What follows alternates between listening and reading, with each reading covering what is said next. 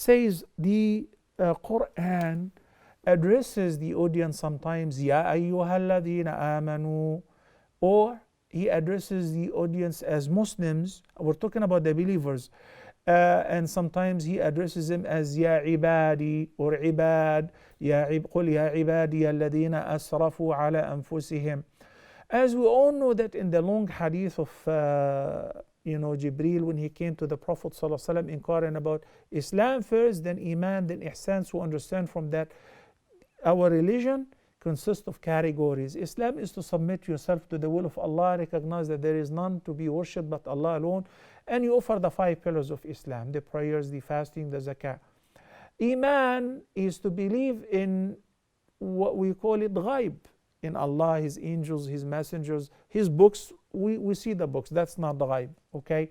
And the hereafter, the preordainment, it's good and it's bad. Then Ihsan, it's even a higher level. So Iman is a higher level than Islam.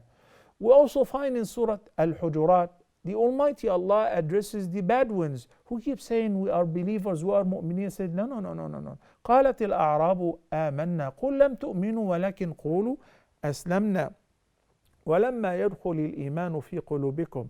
You're not believers yet, you're not mu'mineen yet, you're just Muslims. If you say to anyone who said La ilaha illallah Muhammadur Rasulullah, you're a Muslim. That is true. You're a mu'min. That too is true. Because I believe in Allah, I believe in His oneness, I believe in the hereafter, I believe in the messengers of all the messengers of God, then you are a mu'min. آمن الرسول بما أنزل إليه من ربه والمؤمنون كل آمن بالله وملائكته وكتبه ورسله لا نفرق بين أحد من رسله. Last couple verses of Surah Al-Baqarah, chapter number 2. So Allah called such people who believe in Allah, in His messengers, in the angels, in the books which He revealed to the messengers, He called them mu'minun. Mu'minun. According to what appears to us, this person is a believer. The linguistic scholars say that whenever Iman and Islam, whenever any of them is mentioned independently, like Allah says, Ya ayyuhalladhina amanu, then it refers to Muslims. Okay, whenever the word Muslim is addressing the audience, then it also refers to Muslims, obviously. But whenever Islam and Iman are mentioned simultaneously in the same verse, then we're talking about the 2 different categories, which is one above the other. Like the ayah of Surah Al-Hujurat, قالت الأعراب آمنا قل لم تؤمنوا ولكن قولوا أسلمنا. So Islam is a basic foundation of entering into the religion of Allah, believing in the oneness of Allah. And Iman expresses a higher level. When faith settles deeper in the heart of the believer. Also, it would be sufficient to say Muslims. The Almighty Allah says, هو سماكم المسلمين من قبل. So all the followers of Prophet Abraham or Prophet Noah or Prophet Adam or Prophet Yunus or Prophet Jesus or Moses or Muhammad are all called Muslim. And we have the ayah of Sayyiduna Yaqub alayhi salam. أم كنتم شهداء إذ حضر يعقوب الموت إذ قال لبنيه ما تعبدون من بعدي قالوا نعبد إلهك وإله آبائك إبراهيم وإسماعيل وإسحاق إلها واحدا ونحن له مسلمون.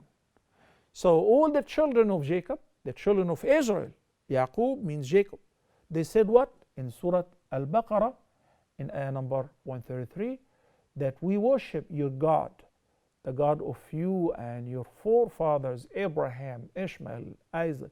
He is the same God, and we're all Muslims unto Him. Yani we submit ourselves unto His will, and we believe in His oneness. Abdul Razzaq from Uganda is asking about an ayah of Surah At-Talaq, ayah number 12, in which Allah subhanahu wa ta'ala says, الله الذي خلق سبع سماوات ومن الأرض مثلهن يتنزل الأمر بينهن Why? لِتَعْلَمُوا أَنَّ اللَّهَ عَلَى كُلِّ شَيْءٍ قَدِيرٌ وَأَنَّ اللَّهَ قَدْ أَحَاطَ بِكُلِّ شَيْءٍ عِلْمًا. It's a beautiful ayah. It's a beautiful ayah. And for scientists, this is also one of those scientific miracles. At one point, it was considered a metaphor. Some people thought so, and some people thought it's metaphysics. It was not possible for people to realize or find out there are more than one heaven, and obviously more than one earth, because no one have ever ascended to heaven or went outside the sphere of the earth or inside in depth of the oceans or the earth. So the ayah says it is Allah who created 7 heavens. وَمِنَ الْأَرْضِ مِثْلَهُنَّ, and the earth also likewise, it is not one earth, it is rather 7 layers of the earth. As Allah said in Surah Al-Mulk, طِبَاقًا, one on top of the other.